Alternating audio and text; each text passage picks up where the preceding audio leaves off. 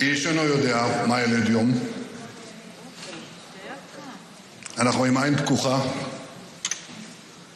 אנחנו ערוכים לכל תרחיש.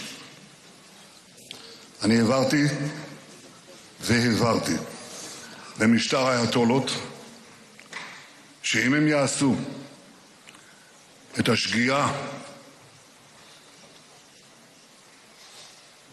אולי הקשה ביותר בתולדותיהם ויתקפו את מדינת ישראל, אנחנו נגיב בעוצמה שהם לא יכולים אפילו לדמיין אותה.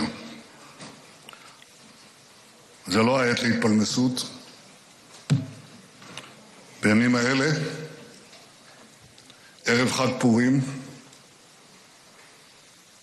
בימים ההם, כמו בזמן הזה, צריך לצופף את שורות העם, לעמוד כתף אל כתף, שכם אל שכם. אני בטוח בכוחנו, אני בוטח במפקדינו, אני בוטח בלוחמים ובלוחמות שלנו,